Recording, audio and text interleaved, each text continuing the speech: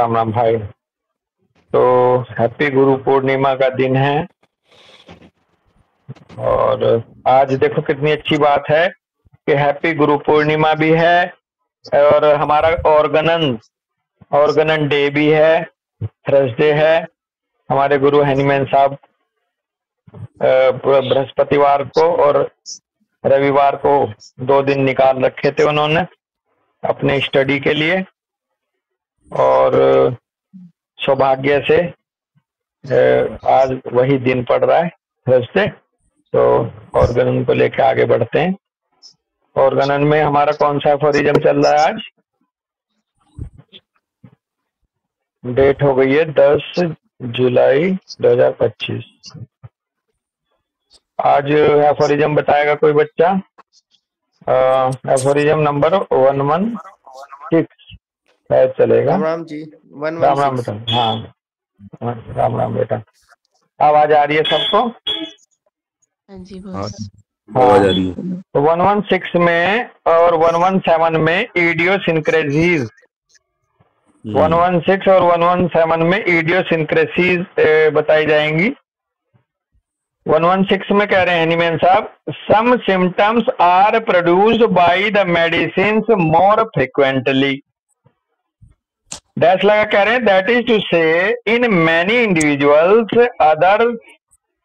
others more rarely or in few persons, some only in very few healthy bodies। तो basically जब proving के लिए किसी healthy prover पर या हेल्दी प्रूवर्स पर मेडिसिन दी जाती है, कोई भी मेडिसिन, तो इसके बारे में कह रहे हैं हनीमैन साहब के some symptoms are produced by the medicine more frequently. कुछ सिम्टम्स तो ऐसे हैं जो मेडिसिन बहुत फ्रिक्वेंटली प्रोड्यूस करती है। कहने का मतलब ये है, that is to say in many individuals, कई सारे इंडिविजुअल्स में पैदा करती है, इसलिए मोर फ्रिक्वेंटली कहा जाएगा क्योंकि मैनी इंडिविजुअल्स बता रहे हैं उसको। अदर्स मोर रेयरली, और कुछ ऐसे सिम्टम्स हैं जो मोर रेयरली प्रोड्यूस होते हैं या इन फ्यू पर्सन्स ही पैदा होते हैं। और आगे कह रहे हैं some only in very few healthy bodies, और कुछ सिम्टम्स ऐसे होते हैं उस मेडिसिन के जो प्रूव की जा रही है कि वेरी फ्यू हेल्दी बॉडीज पर प्रोड्यूस होते हैं। तो अब अगर हम यही बात कर लें एक मिनट के लिए, तो जो सबसे ज्यादा लोगों पर, सबसे ज्यादा इंडिविजुअल्स पे जो प्रोड्यूस होते हैं उनको क्या बोलते हैं एलेंस की नोट में डॉक्टर दीपशिका? उनको बोलते हैं red line symptoms, first grade symptoms, red line symptoms. वो होते हैं जो मैनी इंडिविजुअल्स ने दिए, उनको बोल्ड में लिख दिया जाता है एक तरह से उस मेडिसिन के, ये मेडिसिन ये बहुत ज्यादा देती है भैया। बोल्ड है, फिर इटैलिक है, फिर सिंपल है। हाँ, बोल्ड, इटैलिक, सिंपल, ये इन 3 रूपों को वहां प्रदर्शित कर रहे हैं एक तरह से। जो भाव हमें प्राप्त है, हो सकता है इसका और भी कोई अपग्रेड हो, अदरवाइज हमें अभी तक यही समझ में आ रहा है कि बोल्ड, इटैलिक और सिंपल राइटिंग्स में ये दिखाता है कि ये सबसे ज्यादा लोगों में मिला, ये उसके बाद, और जो सिंपल है वो सबसे कम लोगों में मिला। लेकिन अमितपाल भाई, हमारे गुरुजन ये कहते हैं कि जो सबसे सिंपल वर्ड्स में मिला है, कई बार उसकी अहमियत उस बोल्ड से भी ज्यादा होती है प्रेस्क्रिप्शन के दौरान। उस सिंपल राइटिंग में सबसे वेरी फ्यू हेल्दी बॉडीज में मिलने वाला सिम्टम कम अहमियत वाला नहीं है डॉक्टर सिमरन जी। बिल्कुल। कई बार वही डिफरेंशिएट करता है, वही अलग करता है दूसरी दवाइयों से उस प्रेस्क्रिप्शन को। हाँ अमित। सिंपल है, बोल्ड है, इटैलिक है, इससे ज्यादा मैटर करता है कि पीछे से मेडिसिन का बेस किससे मैच कर रहा है। हाँ, इसीलिए तो वो कम इम्पोर्टेंट नहीं होता। तो यही रीजन है जो आपने बताया कि उसकी अहमियत इसलिए है क्योंकि भले ही एक बहुत ही सिंपल सा सिम्टम है, लेकिन पूरे केस में ये इसकी कोर बन सकता है, कोर प्रेस्क्रिप्शन। तो ये भी हमें यहीं कहीं अपग्रेड कर लेना चाहिए अपने आप को। 117 में कह रहे हैं, to the latter category belongs to the so-called idiosyncrasies by which are meant peculiar corporeal constitutions which, although otherwise healthy, possesses a disposition to be brought into a more or less morbid state by certain things which seem to produce no impression and no change in many other individuals. अब देखो मजे की बात, ये जो very few healthy bodies में भी symptom पैदा हो जाते हैं, लेटर कैटेगरी बोला ना, इसी के लिए तो बोला होगा। हाँ जी। ये जो लेटर कैटेगरी है, लेटर कैटेगरी वो है जो only in very few healthy bodies में भी जो निकल के आ जाता है सिम्टम, बारीक से बारीक भी। कह रहे जो लेटर कैटेगरी का है ये बिलोंग करता है सो कॉल्ड इडियोसिंक्रेसीज को, by which are meant peculiar corporeal constitutions. ये वो इडियोसिंक्रेसीज को बिलोंग करता है जो peculiar corporeal constitutions which are meant, जिसका जो मेंट का मतलब जिसका मतलब है peculiar constitution, peculiar corporeal constitutions होता है उसका, ऑल्दो अदरवाइज हेल्दी, हालांकि वो हेल्दी होता है लेकिन फिर भी कह रहे हैं possesses a disposition to be brought into a more or less morbid state by certain things which seem to produce no impression and no change in many other individuals। ये जो इडियोसिंक्रेसीज के कैटेगरी का जो पिक्यूलियर कॉर्पोरियल कॉन्स्टिट्यूशन होता है, यद्यपि ये होता तो हेल्दी ही है लेकिन इसके अंदर एक ऐसी डिस्पोजिशन होता है इसका कि ये मोर और लेस मॉर्बिड स्टेट में पहुंच जाता, कुछ ऐसी चीजों के माध्यम से भी, ऐसी चीजों का भी इंप्रेशन ले लेता जो जनरली लोगों पर कोई इंप्रेशन प्रोड्यूस नहीं करती है आमतौर पर, या कोई चेंज जल्दी से नहीं करती है दूसरे इंडिविजुअल्स पर। तो देखो इसलिए भी ये इम्पोर्टेंट हो गया भाई, इसलिए भी ये इम्पोर्टेंट हो गया भाई। मोटी मोटी बात तो सब में दिखाई दी, लेकिन जो बारीक बात भी दिखा दे जो इंसान जिसका शरीर, क्यों जी डॉक्टर सरे, मोटी मोटी बात तो सब समझा लेंगे लेकिन अगर उस मेडिसिन का बहुत ही माइन्यूट सिम्टम भी जो बता दे अपने शरीर के ऊपर रिप्रेजेंट करके, तो वो तो उतना ही फाइन डिस्पोजिशन हुआ, उतना ही सेंसिटिव डिस्पोजिशन हुआ, उतना ही बारीक हुआ एक तरह से वो। डॉक्टर सर कुछ कह रहे हैं? हाँ भैया, मैं सर ये कोई पेशेंट का इंडिविजुअल कैरेक्टर भी बताता है ना कि पेशेंट कैसा है वो। हाँ उसका बिल्कुल, पेशेंट का इंडिविजुअल कैरेक्टर भी, डिस्पोजिशन भी बताता है, उसकी सेंसिटिविटी भी बताता है, और वही इडियोसिंक्रेटिक टाइप का जो इंडिविजुअल है वही किसी भी मेडिसिन के बारीक से बारीक सिम्टम्स को रिप्रेजेंट कर सकता है, अदरवाइज और तो मोटा मोटा प्रोड्यूस करेंगे है जी। और साथ में एक चीज और कही है कि सर्टेन थिंग्स हैं जो लोगों पे उनके इंप्रेशन नहीं आते, इनके ऊपर उनका भी आ जाता है ऐसे इंडिविजुअल के ऊपर। दीपशिखा क्या कह रही हैं? बस ये जैसे एक एग्जांपल से समझाना चाह रहे थे कि कहीं पानी है जो जिसमें हम जब कंकड़ फेंकेंगे तभी तरंग पैदा होती है, तो ये कि नॉर्मल है कि हाँ ये ज्यादातर ऐसा हो रहा है, पर ये इस तरह का पानी होगा जो वैसे तो शांत है पर उसमें हल्की सी पत्ती भी गिर गई या बहुत छोटी सी कुछ टहनी, बहुत हल्का सा मतलब कुछ भी गिरा हो उसमें उससे भी तरंग पैदा हो जाए। हाँ, ये वो टाइप बिल्कुल वही है, डिस्टर्बेंस पैदा हो जाए बिल्कुल छोटी ये वही है, बिल्कुल, जिसमें सबसे छोटे डिस्टरबेंस से भी एक तरंग पैदा हो जाए, रिपल पैदा हो जाए। ठीक है जी। अब इस देखो इसमें बता रहे हैं कि 95 फुटनोट में बता रहे हैं कि कुछ सर्टेन थिंग्स हैं जिनका ये इंप्रेशन ले लेता है जो जनरली दूसरे इंडिविजुअल्स पर इंप्रेशन नहीं आता, जिनका 95 फुटनोट में कह रहे हैं some few persons are apt to faint from the smell of roses and to fall into many other morbid and sometimes dangerous states from partaking of mussels, crabs, or the roe of the barbel from touching the leaves of some kinds of sumac etcetera. कुछ ऐसे लोग होते हैं जो apt to फेंट होने की प्रवृत्ति या फेंट हो जाते हैं गुलाब की खुशबू से भी, जी और वो कई दूसरी मॉर्बिड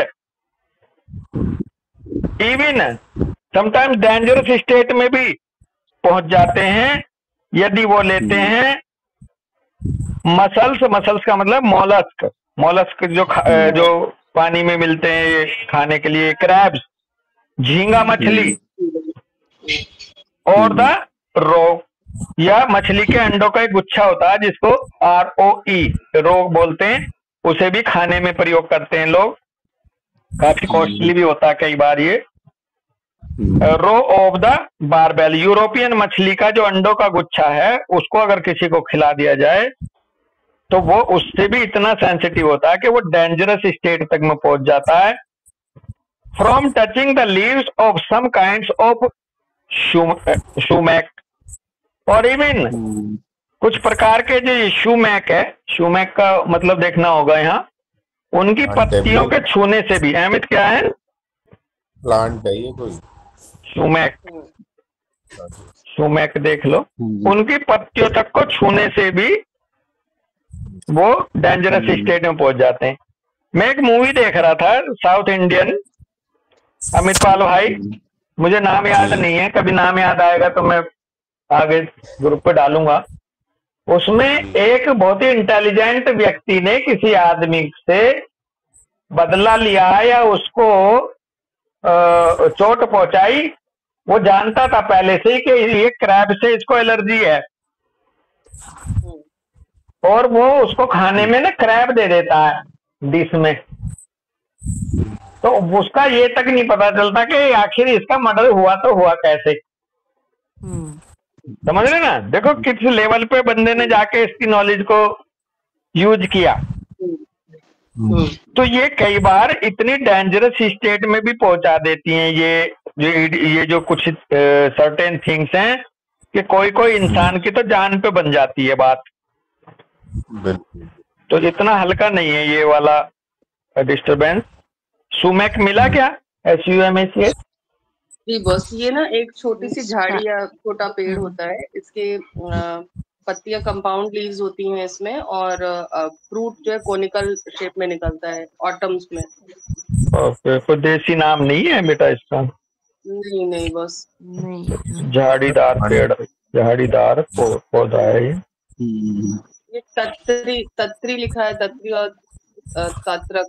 बस ये ना रस का ही है, जीनस रस का ही है, रस टॉक्स उसका है, इसका नाम है रस कोरिएरिया। ओके। ये थोड़ा सर पॉइजनस भी होता है ये सारा प्लांट। अच्छा, चलो खैर, हल्का सा।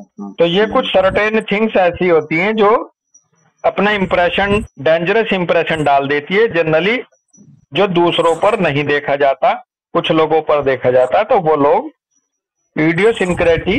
इडियोसिंक्रेसी की कैटेगरी में भी आ जाते हैं।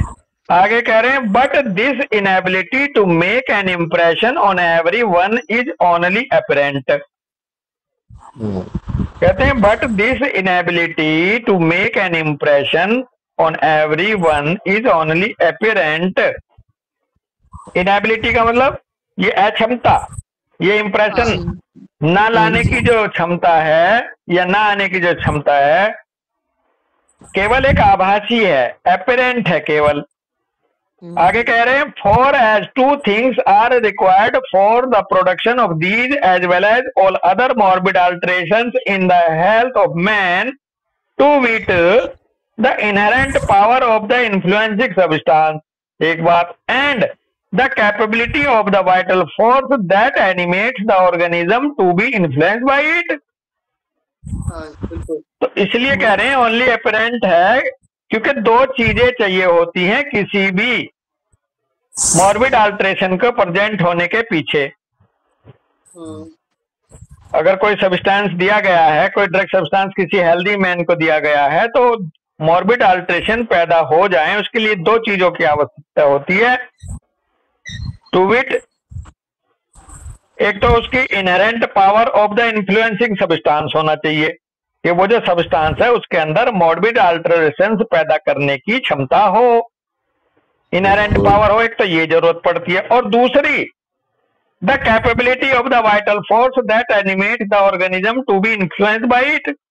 वाइटल फोर्स की अपनी क्षमता, अपनी कैपेबिलिटी, जो ऑर्गेनिज्म को एनिमेट करके रखा है वो इससे कितना इन्फ्लुएंस हो रहा है, एक उसकी जरूरत पड़ती है, तब जाकर के एक प्रूविंग के सिम्टम सामने आते हैं। डैश लगा के कह रहे हैं, the obvious derangement of health in the so called idiosyncrasies can not be laid to the account of these peculiar constitutions alone, but they must also be ascribed to these things that produce them, in which must lie the power of making the same impressions on all human bodies, yet in such a manner that but a small number of healthy constitutions have a tendency to allow themselves to be brought into such an obvious morbid conditions by them। तो actual में कहने का भाव यहाँ ये है कि ये कोई अजीबोगरीब घटना नहीं है इडियोसिंक्रेसी, ये भी एक तरह से कह रहे हैं कि ये भी वैसे ही डिरेंजमेंट है जो है किसी भी हेल्दी प्रूवर में, जैसे दूसरे ड्रग सब्सटेंस अल्ट्रेशन पैदा करते हैं, ये भी सेम उसी पैटर्न पर कुछ ऐसे लोगों पर जो कि इनके प्रति ज्यादा इम्प्रेशनेबल है, उन पे इसी क्रम में इसी ढंग से वो मॉर्बिड अल्ट्रेशन पैदा करता है। कह रहे ना, the obvious derangement of the health in the so called idiosyncrasies can not be laid to the account of these peculiar constitutions alone. मान लो कहने का भाव ये है कि अगर क्रैब का या किसी मसल का किसी इडियोसिंक्रेसी पे, इडियोसिंक्रेटिक पेशेंट पे जो चेंजेस आए हैं, केवल ये उसी कॉन्स्टिट्यूशंस पर ही ऐसा होता हो, ये जरूरी नहीं है, लेकिन दूसरों पे परसेप्टेबल नहीं होता, उस पे ज्यादा परसेप्टेबल हो रहा, ये भाव आ रहा है ना। दूसरों पर उतना ज्यादा डेविएशन नहीं आता जितना इस इडियोसिंक्रेसी पर आया, लेकिन ये करता उसी क्रम में है।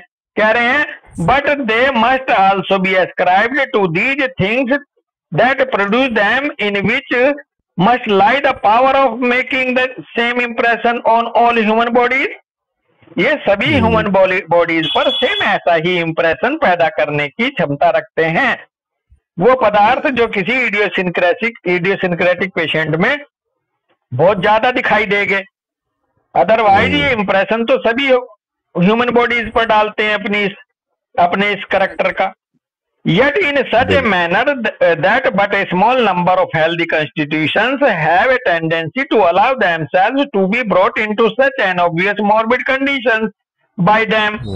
परंतु बात यह है कि ये बहुत ही कम स्मॉलर हेल्दी पर्सन्स हैं, जो कॉन्स्टिट्यूशंस हैं जिनमें टेंडेंसी होती है अलाउ करने की अपने आप को इस तरह के ओबियस मॉर्बिड कंडीशंस इनके द्वारा पैदा जो किए गए उनको प्रकट करने की। कई हेल्दी कॉन्स्टिट्यूशंस जो है बहुत सारे नहीं प्रकट करते, लेकिन इस बात का मतलब ये नहीं है कि ये जो उस बंदे के लिए जो सिम्टम आए हैं दूसरों पे असर ना डाला हो, उन्होंने दूसरों हेल्दी पर्सन्स में भले सिम्टम ना आए हो, लेकिन ऐसा नहीं है कि ये उस पे इंप्रेशन नहीं छोड़ रहा अपना ये पदार्थ। ये कौन सा एफोरिज्म दूसरा बताता है और इसको सपोर्ट और कौन सा एफोरिज्म करता है? इसको एफोरिज्म करता है 31 सपोर्ट, क्योंकि जो मेडिसिनल सब्सटेंस कोई भी है वो अनकंडीशनली इफेक्ट करता है, उसे कोई कंडीशन नहीं चाहिए। समझ रहे हो बात को? उसके लिए पहले से कोई बंदा कितना ससेप्टेबल है, कितना सेंसिटिव है, तब करेगा तब नहीं करेगा, वो नहीं। तो उसकी लास्ट लाइन में चले जाओ, वो कह रहे हैं मेडिसिन के साथ ऐसा नहीं है, या तो ये 32 में है शायद, हाँ 32 में कह रहे हैं देखो मेडिसिन को लेके कह रहे हैं कि but it is quite otherwise with the artificial morbific agents which we term medicine, every real medicine namely acts at all times under all circumstances on every living human being, हर एक living human being पर काम करती ही है, and produce him in its peculiar symptoms. So ठीक है जी, distinctly perceptible if the dose of be large dose. अब यहाँ लार्ज है ना, यहाँ से एक भाव आ रहा है डॉक्टर दीपशिखा, डॉक्टर सुमरन, अमित भाई, कि every living human being affect तो होगा ही होगा। क्यों? क्योंकि ये ऑल टाइम काम करती है लिविंग बीइंग पे, अगर कोई वास्तविक मेडिसिनल सब्सटेंस है, और हर एक सर्कमस्टांस में भी करता है। अब बात आती है कि उसने फिर सिम्टम क्यों नहीं दिए। बहुत सारे लोगों ने सिम्टमेटोलॉजी क्यों नहीं प्रकट करी, क्योंकि वो इतने मच सफिशिएंटली मॉर्बिडली ड्रेंज हुए ही नहीं थे जितना वो इडियोसिंक्रेटिक पेशेंट हो गया, इडियोसिंक्रेटिक डिस्पोजिशन हो गया। बात समझ में आ रही है जो मैं कहना चाह रहा हूँ यहाँ? तो बात ये, हाँ भैया, इसमें सर ये भी हो सकता है, जैसे एकदम से एक ही भी चीज देखो कि जैसे कि आपने मुझे कुछ बात बोली और मुझे उसकी कोई फर्क नहीं पड़ा, पर आपने पूरी बात किसी और को बोली, उसको एकदम से वो फर्क पड़ गया। तो बात तो वही है, लेकिन किसी को उससे फर्क पड़ रहा है, किसी को नहीं पड़ रहा, लेकिन आपने बात तो वो बोली गई है। एक बात बहुत, हाँ, बहुत अच्छी बात आपने यहाँ और अच्छी निकाल के लाए। बेसिकली ये भी 31 फुटनोट 31 एफोरिज्म बोलता है कि ये जो ससेप्टेबिलिटी है, ये जो सेंसिटिविटी है, बल्कि ससेप्टेबिलिटी कहिएगा, ये वेरी करती है time to time, circumstance to circumstance, for एक पर्टिकुलर इंडिविजुअल के लिए भी। मैंने आपसे मजाक करी डॉक्टर सरे, आपको कोई फर्क नहीं पड़ा, मैंने वही मजाक आपको कहीं दोबारा फिर कहीं कर दी, वहां आप बहुत बुरी तरह से गुस्सा हो गए।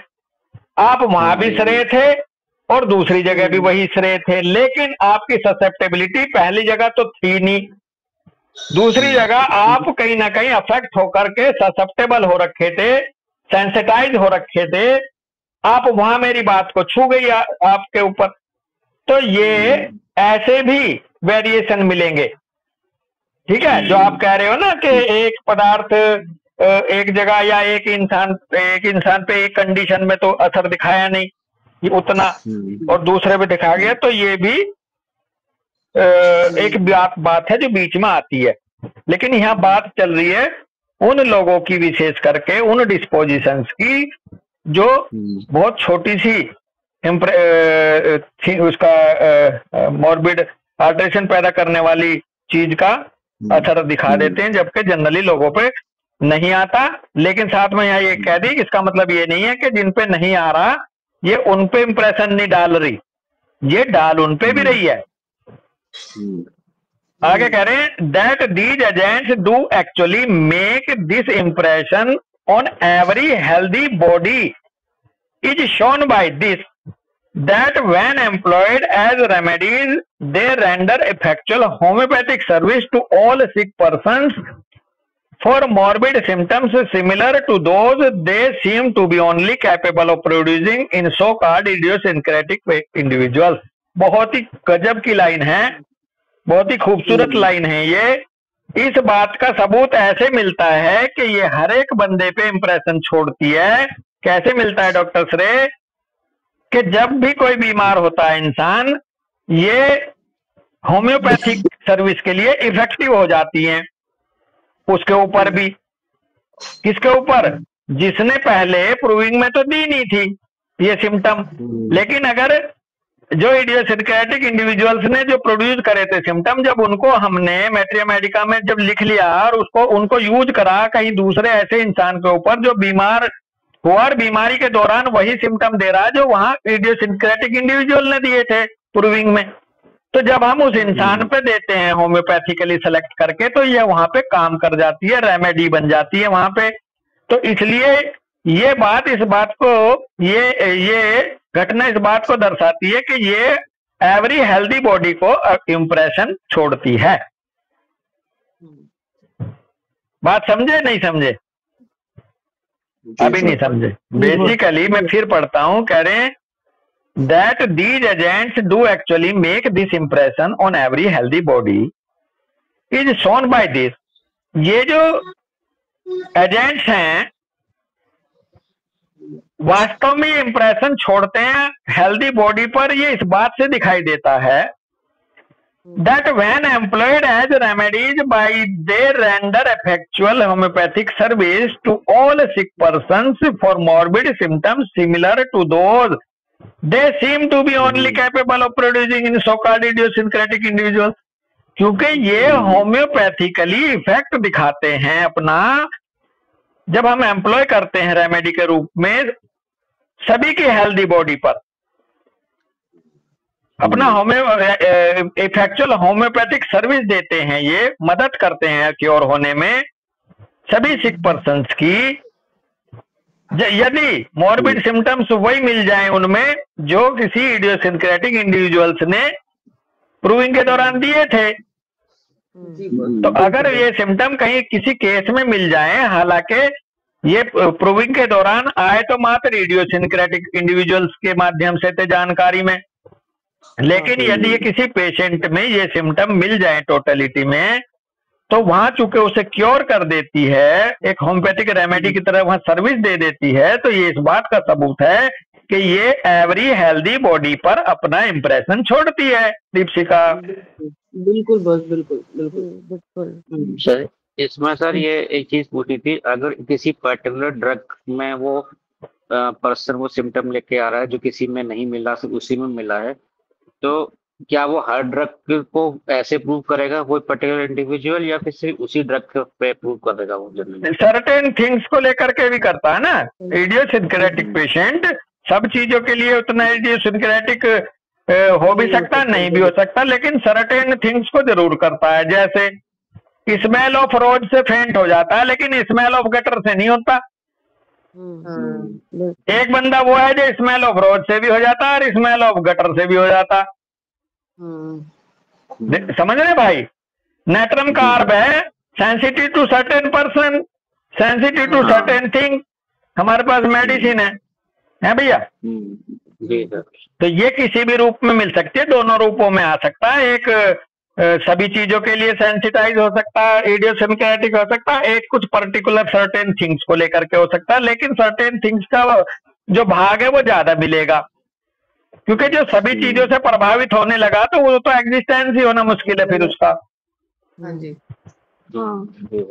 ठीक है। अब मुझे लास्ट में बस एक क्वेश्चन का आंसर दे दो कि इस मेडिसिन ने वहां होम्योपैथिकली सर्विस क्यों दी उस बंदे पर जो जिन पर प्रूविंग में ये नहीं दे रही थी ज्यादातर, या जो इडियोसिंक्रेटिक इंडिविजुअल्स ने प्रूविंग दी जिन सब्सटेंस की, वो क्यों काम कर जाते हैं उन लोगों पर भी, मेजॉरिटी में उन लोगों पर भी जो प्रूविंग के दौरान उन सिम्टम्स को नहीं दे रहे थे। बस ये भले ही प्रूविंग के दौरान हेल्दी इंडिविजुअल पे उसने नहीं सिम्टम दिखाया क्योंकि वो परसेप्टेबल नहीं था, इफेक्ट था कुछ ना कुछ उसका, पर वो परसेप्टेबल नहीं था।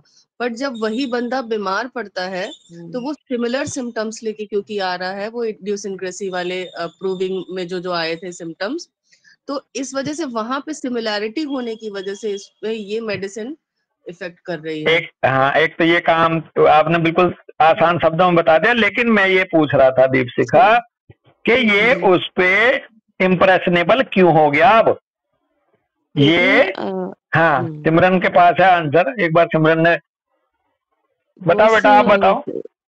हाँ, मतलब जितना समझ रहा है कि क्योंकि जब वो पेशेंट बीमार हो गया तो जैसे इडियोसिंक्रेटिक पेशेंट हाइपर सेंसिटिव होता है, तो उस वक्त उसकी सेंसिटिविटी बढ़ी हुई होती है कंपैरेटिवली, तो वो सिम्टम्स जो नॉर्मली नहीं प्रेजेंट करता वो उस वक्त करने वाली गुंजाइश में आ जाता है। बिल्कुल यही आंसर है, और यही आंसर है स्मॉल डोज का, यही आंसर है मिनिमम डोज का दीपशिखा जी।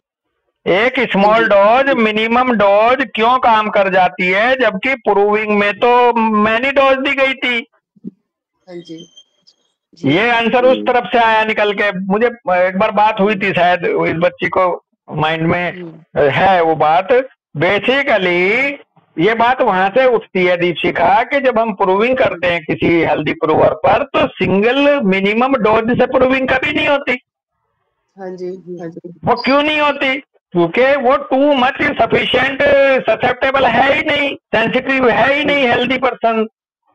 हाँ जी। तो इसलिए उसको डेविएट करने के लिए डोज की मात्रा ज्यादा देनी पड़ती है डॉक्टर श्रेय। जी सर।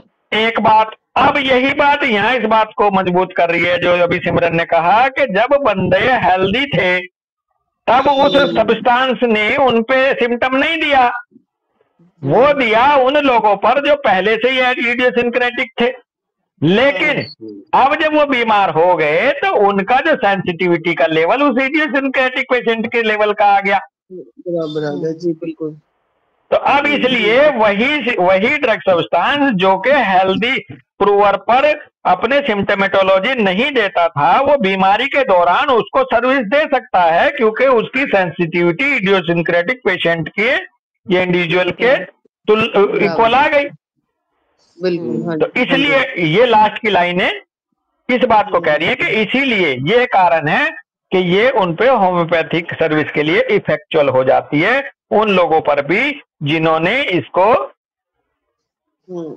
प्रूविंग के दौरान सिम्टम्स नहीं दिए थे, वो केवल सिम्टम्स प्राप्त हुए थे इडियोसिंक्रेटिक इंडिविजुअल्स के माध्यम से मात्र। तो ये तो और भी वैल्यूएबल बंदे हुए हमारे, ये तो और भी महत्वपूर्ण प्रूवर हुए, ये कैटेगरी तो और भी ज्यादा संभाल के रखने वाली हुई। क्यों? आम बातें तो सब बता दें, जो खास बात बताए वो इम्पोर्टेंट आदमी। वो बिल्कुल बिल्कुल। तो इससे इस तरह से इडियोसिंक्रेटिक इंडिविजुअल्स की अहमियत और भी ज्यादा बढ़ जाती है। और बहुत अच्छा क्लियर हुआ वैसे ये। कोई सवाल है यहाँ किसी का? कोई पॉइंट है, कोई रखना है किसी को अपनी बात? डॉक्टर प्रीति जी और दूसरे भाई लोग, कोई क्वेरी है? प्रशांत, दीपांशी? चलो खैर, तो यहीं रुकते हैं। सबको फिर से हैप्पी गुरु पूर्णिमा, सबको नमस्ते, सबको राम राम, सबका धन्यवाद। राम राम, राम राम सभी को।